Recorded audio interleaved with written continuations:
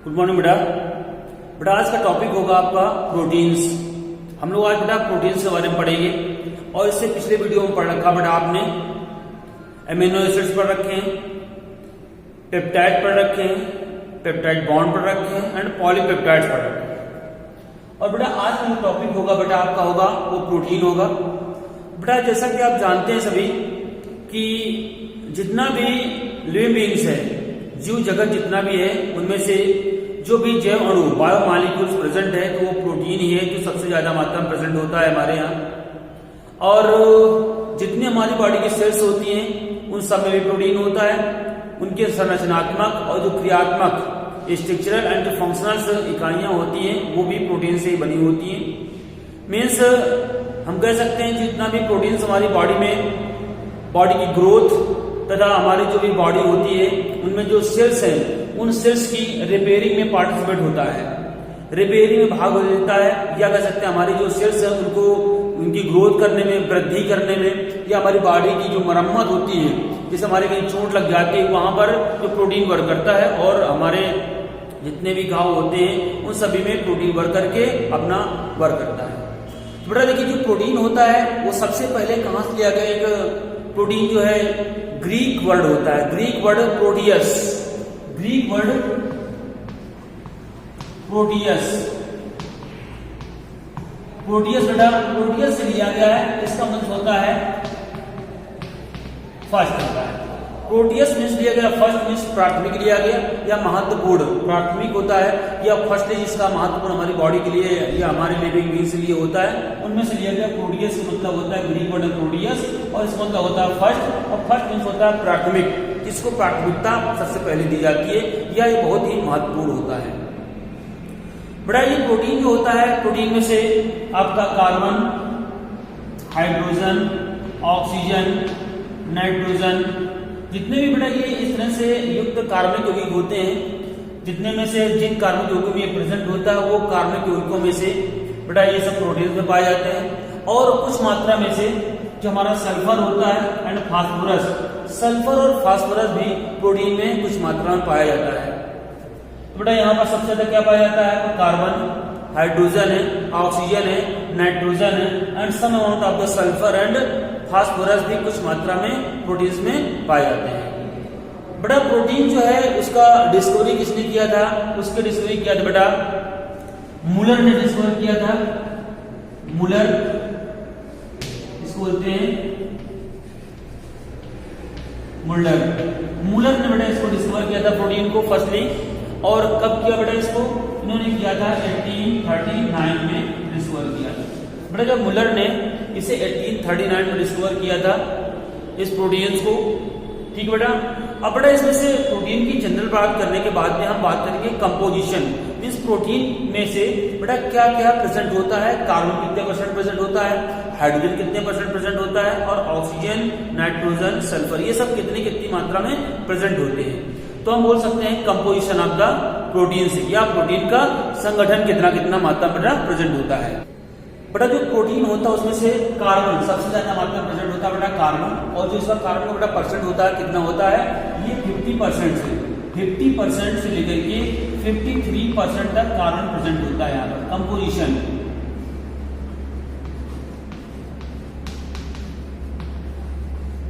Composition और composition बेटा carbon सबसे ज्यादा प्रेजेंट होता है 50 to 53% कार्बन प्रेजेंट होता है बेटा। इसके बाद बेटा ऑक्सीजन की बात आती है। ऑक्सीजन का प्रेजेंट होता है 23 to 35%, 25%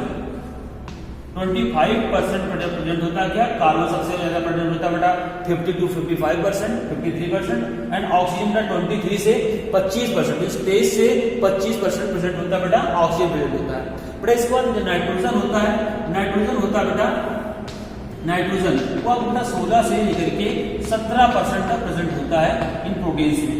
बेटा oxygen, carbon, oxygen, nitrogen present हुआ। और बेटा जिसमें हाइड्रोजन होता है वो हाइड्रोजन बेटा कितना प्रेजेंट होता है?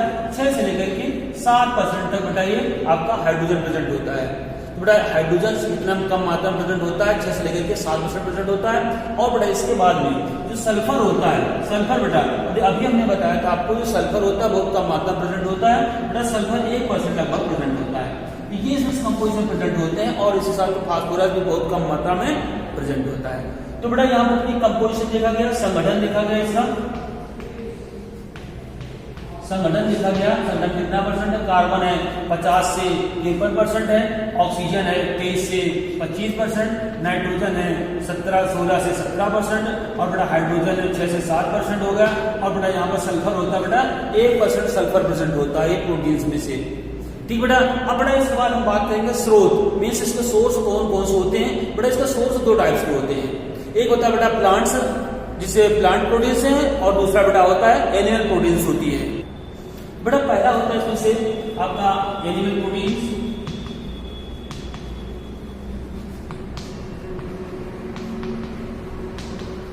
एनिमल प्रोटीन बेटा एनिमल प्रोटीन जो होता है मीन्स होता है जंतु प्रोटीन। बेटा जंतु प्रोटीन कहाँ प्रेजेंट होता है बेटा? जैसे कि अंडा है, दूध है, पनीर है, मांस है, मछलियां हैं। बेटा इस तरह से जो भी जंतु से हमको प्रोटीन प्राप्त होता है उससे हम बोलते हैं जंतु प्रोटीन बोलते हैं। ठीक बेटा, जितना हमें प्रोटीन जंतुओं से प्राप्त होता है, एनिमल से प्राप्त होता है बेटा, जैसे कि अंडा है, दूध है, पनीर है, मछलियां हैं, मांस है, ये सभी जंतु प्रोटीन्स होते हैं जहां से हमको प्रोटीन से प्राप्त होता है। और बेटा दूसरा पार्ट इसका होता है एनिमल के बाद बेटा होता है plant protein. Plant protein, plant protein बेटा मीन्स क्या होता है बेटा? वनस्पति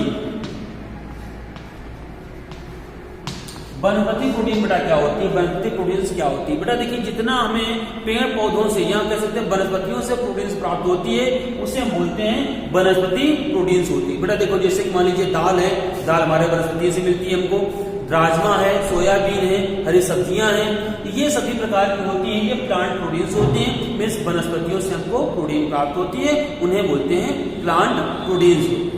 बेटा अब देखिए बेटा प्लांट प्रोटीन्स के बाद क्या बात आती है, इनका जो प्रोटीन्स होते हैं उनका क्लासिफिकेशन कैसे किया गया है, मीन्स क्लासिफिकेशन किस किस बेस पे किया गया है और किस किस पार्ट में इनको क्लासिफाइड किया गया है उसकी हम बात करेंगे।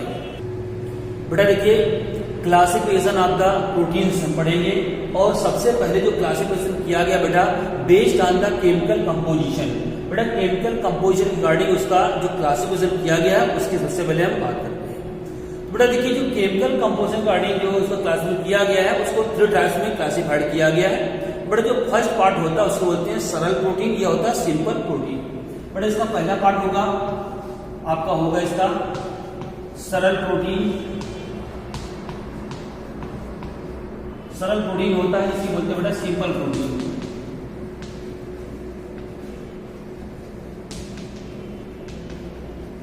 सिंपल प्रोटीन होता है, ठीक है बेटा। सिंपल प्रोटीन क्या होता है? ऐसा प्रोटीन होता है बेटा जिसका हाइड्रोलिसिस कर देते हैं, या ऐसा प्रोटीन जिसका हम जल अपघटन कर देते हैं, तो जल अपघटन करने के बाद केवल अल्फा एमिनो एसिड्स ही प्राप्त होते हैं हमको। ठीक है, ऐसा प्रोटीन जिसका जल अपघटन कर देने पर केवल अल्फा एमिनो एसिड्स प्रेजेंट होते हैं या हमें प्राप्त होते हैं, उसे बोलते हैं सिंपल प्रोटीन्स या सरल प्रोटीन्स बोलते हैं। बेटा जैसे होता है एल्बुमिन होता है, एग्जांपल देखिए जैसा जैसे इसका होता है एल्बुमिन। एल्बुमिन होता है बेटा, एल्बुमिन एग्जांपल है जिसमें से इसका हम अगर कर देते हैं जल अपघटन कर देते हैं बेटा, तो जल अपघटन करने के बाद केवल हमें अल्फा एमिनो एसिड्स ही प्राप्त होते हैं, इसे बोलेंगे हम सिंपल एमिनो एसिड्स होते हैं। बेटा इसी बात दूसरा जो होता है बेटा कॉन्जुगेटेड प्रोटीन होता है, दूसरा होता है संयुग्मी, इसे बोलते हैं संयुग्मी प्रोटीन, इसे बोलते हैं कॉन्जुगेटेड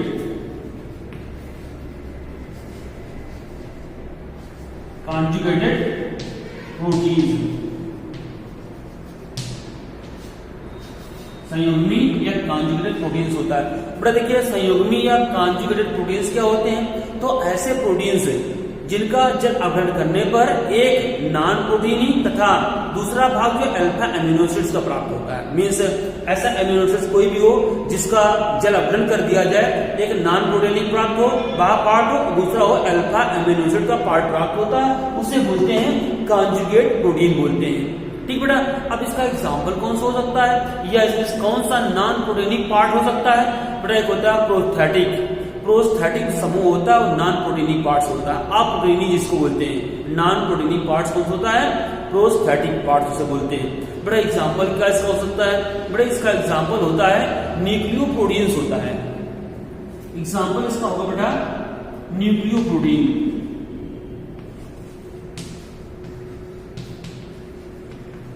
न्यूक्लियोप्रोटीन,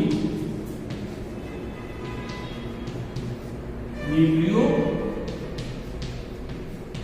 होता है, ये पार्ट होता है न्यूक्लियोप्रोटीन बेटा। और न्यूक्लियोप्रोटीन पार्ट में क्या होता है? एक होता है न्यूक्लिक एसिड होता है और दूसरा होता है प्रोटीन। जो बेटा न्यूक्लिक एसिड पार्ट होता है वो होता है नॉन प्रोटीनिक होता है, और प्रोटीन होता है प्रोटीनिक पार्ट्स में से, प्रोटीन में से अल्फा अमीनो एसिड प्रेजेंट होते हैं, उसे हम बोलेंगे अल्फा अमीनो एसिड होता है। और दूसरा होता है आपका नॉन प्रोटीनिक पार्ट्स होता है, जो होता है न्यूक्लिक एसिड। न्यूक्लिक एसिड होता है नॉन प्रोटीनिक पार्ट्स होता है। क्लियर बेटा? इस तरह से ये था पढ़ लिया आपने सरल प्रोटीन्स, और दूसरा बेटा पढ़ लिया आपने कॉन्जुगेट एमीन्स पढ़ लिया। ठीक है बेटा? इसके बाद पढ़ते हैं हम लोग डेरिवेटिव प्रोटीन होता है। थर्ड पार्ट होता है डेरिवेटिव प्रोटीन्स। बेटा इसे हिंदी बोलते हैं व्युत्पन्न प्रोटीन।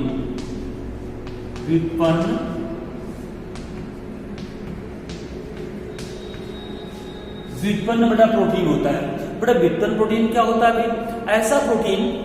ऐसे प्रोटीन जो सरल तथा संयुग्मी प्रोटीनों के अम्ल, क्षार या एंजाइमों द्वारा जल अपघटित होकर के जल अपघटन से प्राप्त होते हैं, ऐसे बोलते हैं व्युत्पन्न प्रोटीन्स बोलते हैं। कौन से? वे प्रोटीन्स जो सरल प्रोटीन्स तथा संयुग्मी प्रोटीन्स के अम्ल, क्षार या एंजाइमों द्वारा आंशिक जल अपघटन से प्राप्त होते हैं, इन्हें बोलते हैं बेटा संयुग्मी या व्युत्पन्न डेरिवेटिव्स बोलते हैं। बेटा एग्जांपल क्या होता है इनमें से? होता है प्रोटियोस से होता है प्रोटियोस, और बेटा होता है आपका पेप्टोन्स होता है, प्रोटियोस होता है बेटा, पेप्टोन्स होता है और पेप्टाइड्स होते हैं। तो प्रोटीन्स के अंदर बेटा क्या होता है? प्रोटियोस, पेप्टोन्स एंड पेप्टाइड्स प्रेजेंट होते हैं, ऐसे इन्हें बोलते हैं ये व्युत्पन्न प्रोटीन्स बेटा बोलते हैं। ठीक बेटा? इस प्रकार से आपने पढ़ लिया है on the basis of the chemical composition के अकॉर्डिंग इसका क्लासिफिकेशन पढ़ लिया। बेटा अब हम नेक्स्ट पढ़ेंगे based on the molecular structure, means molecular structure के अकॉर्डिंग इसका हम क्लासिफिकेशन पढ़ते हैं। और बेटा जो based on the molecular structure होता है उसको टू पार्ट्स में डिवाइड किया गया है।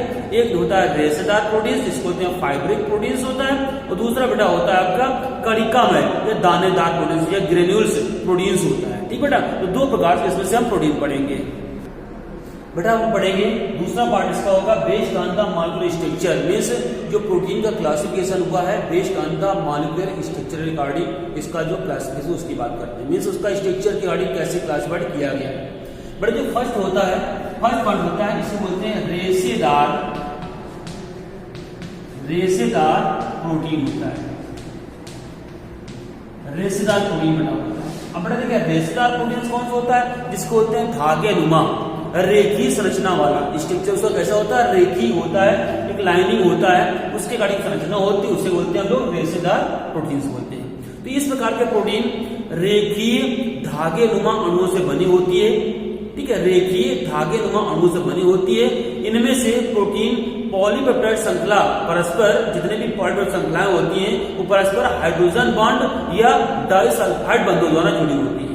मीन्स जितनी भी पॉलीपेप्टाइड श्रृंखलाएं होती हैं वो किससे बेटा बंधी होती हैं? हाइड्रोजन बॉन्ड से बंधी होती है या डाइसल्फाइड बॉन्ड से बंधी हुई होती है। ऐसी श्रृंखलाएं बोलते हैं हम लोग रेशेदार प्रोटीन्स बोलते हैं। कैसे होती हैं? प्रोटीन रेखीय होती हैं और धागे नुमा संरचना से बनी होती है। बेटा उन्हें बोलेंगे हम लोग रेशेदार प्रोटीन्स। जैसे कि बेटा होते हैं क्रिएटिन होता है, एग्जाम्पल उसका होता है क्रिएटिन। बेटा क्रिएटिन होता है, क्रिएटिन कहाँ पाया जाता है? जैसे हमारे बेटा होते हैं क्रिएटिन में से स्किन होती है, हमारे बाल होते हैं, नाखून होती है, ऊन होता है, पंख होते हैं पक्षियों के, सींग होती है या खुर होता है। इस तरह जितने भी प्रोडक्ट होते हैं हमारी बॉडी में पाए जाते हैं उन सब किससे बने होते हैं बेटा? वो क्रिएटिनिन से बने होते हैं, मींस क्रिएटिन से बने हुए होते हैं। ठीक है? तो क्रिएटिन एक प्रकार का प्रोटीन होता है जिससे हमारे स्किन है, बाल है, नाखून है, ऊन है, पंख है, सींग है, जानवरों की खुर है, उन सब में से क्रिएटिनिन पाया जाता है। उसे बोलते हैं रेखीय प्रोटीन्स होता है या रेशेदार प्रोटीन्स बोलते हैं। बेटा दूसरा होता है कणिकामय या दानेदार प्रोटीन्स। कणिकामय या दानेदार प्रोटीन, कणिका में या दानेदार प्रोटीन बेटा होता है। बेटा कणिका में दानेदार, कणिका मीन्स या दानेदार से प्रूव हो रहा है कि दानेदार प्रोटीन होगा। बेटा देखो इसमें क्या होता है, इस प्रकार के प्रोटीन में जो पॉलीपेप्टाइड अणु होते हैं, ठीक है, वो गोलाकार रूप में मुड़ जाते हैं। जितने भी पॉलीपेप्टाइड अणु होते हैं वो गोलाकार के रूप में मुड़ जाते हैं, तो एक दाने की संख्या ले लेते हैं, इसलिए इनका नाम दिया गया है दानेदार प्रोटीन से नाम दिया गया है। और इन पॉलीपेप्टाइड्स में से जितने भी पॉलीपेप्टाइड्स होते हैं उनमें से वो जुड़े किससे होते हैं, वो हाइड्रोजन बॉन्ड द्वारा जुड़े होते हैं और ये बहुत ही दुर्बल बंध होते हैं। ठीक बेटा, ये था कणिका में प्रोटीन्स।